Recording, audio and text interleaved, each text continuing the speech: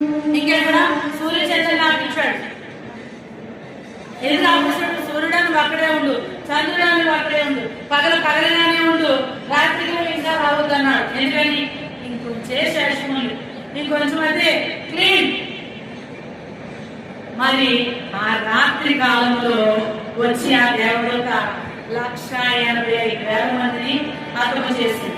మరి ఇటువంటి సైన్యములకు అధిపతి అయిన యెహోవాని కలిగిన మనము ఎందుకు భయపడి ఉండాలి? దేవునికి మహిమ కలుగును గాక. దేవదూత దేవుడు పంపిస్తే, దేవుని యొక్క కార్యం అక్కడ జరిగిస్తే ఎవరేం చేయలేరు. 1,85,000 మందిలో ఒక్కరైనా దేవుడు నిలబడుతున్నారా? అసలు యుద్ధమే జరగలేదు, మొత్తుకుంటూ వెళ్ళిపోయినాడు అందరినీ దేవదూత ఒక్కొక్కరిని.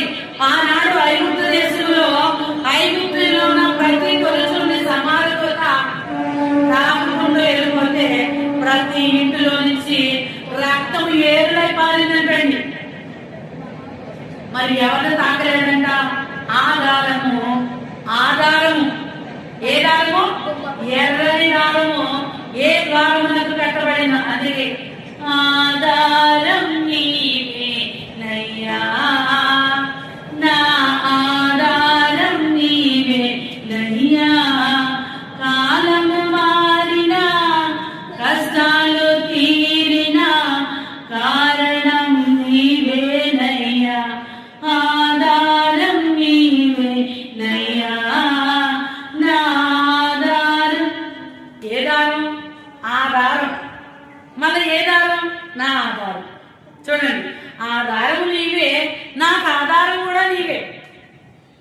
2 సార్లు నేను చాలా సార్లు పడతాను. ఎందుకు ఆధారం ఒకసారి చెప్తే బాగుంటుంది, 2 సార్లు ఎందుకు వచ్చిందని. ఆ ఐగుప్తు దేశంలో ఇశ్రాయేలు గుమ్మాలు కట్టబడిన ఆధారం నీవే, నాకు ఆధారం కూడా నీవే. హల్లెలూయా. మరి ఇంత విర్రవీగినటువంటి ఈ యొక్క సెమియేరేబు అంతే కదా, రక్షాకేయులు ఏమైపోయారు?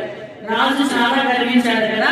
ఇక్కడ చూడండి 37వ వచనంలో చూస్తే 37, 38 అష్షూరు రాజైన సన్హెరీబు తిరిగిపోయి నినెవె పట్టణంలోకి వచ్చి నివసించిన తర్వాత అతడు నిస్రోకు అను తన దేవతా మందిరమందు మ్రొక్కుచుండగా అతని కుమారులైన